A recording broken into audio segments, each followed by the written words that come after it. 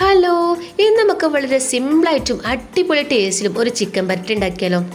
ആദ്യം ഒരു ചട്ടിയിലേക്ക് ഒരു 3 സ്പൂൺ വെളിച്ചെണ്ണ ഒഴിച്ച് കൊടുക്കുക. നല്ലൊന്ന് ചൂടായി വരുന്ന സമയത്ത് ഇഞ്ചിയും പച്ചമുളകും വെളുത്തുള്ളി ചതച്ചതും ചേർത്ത് കൊടുക്കുക. കുറച്ച് കരിവേപ്പിൻ്റെ ഇല. ആ പച്ചമുളകൊക്കെ പോയതിനു ശേഷം നമുക്ക് അതിലേക്ക് കനം കുറച്ചതിൻ്റെ സവോള ചേർത്ത് കൊടുക്കുക. കുറച്ച് ഉപ്പും ചേർത്തതിന് ശേഷം നല്ലപോലെ സവോള ഒന്ന് വഴറ്റിയെടുക്കണം.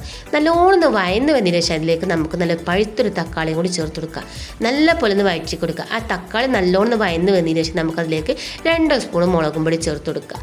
പിന്നെ അതിലേക്ക് ഒരു 3/4 ടീസ്പൂണോളം മഞ്ഞൾപ്പൊടി, ഒരു 1/2 ടീസ്പൂണോളം മല്ലിപ്പൊടി, പിന്നെ ഒരു 1/4 ടീസ്പൂണോളം ഗരം മസാലപ്പൊടി, പാകത്തിന് ഉപ്പും ചേർത്തതിന് ശേഷം അതിൻ്റെ പച്ചമുളക് പോകുന്ന വരെ നല്ലപോലെ ഇളക്കി കൊടുക്കുക. ഇതുപോലെ എണ്ണയൊക്കെ തെളിയുന്ന സമയത്ത് കഴുകി വെച്ച് ചിക്കൻ ചേർത്ത് കൊടുക്കുക. നല്ലപോലെ മസാലയും കൂട്ടി നല്ലപോലെ ഇളക്കി കൊടുക്കുക.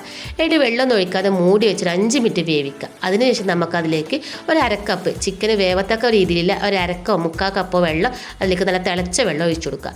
നല്ലപോലെ ഇളക്കി കൊടുക്കുക. ഇനി മൂടി വെച്ചതിന് ശേഷം ഒരു 15 മിനിറ്റ് നമുക്ക് ചെറിയ തീ തന്നെ ചിക്കൻ ഒന്ന് വേവിക്കുക.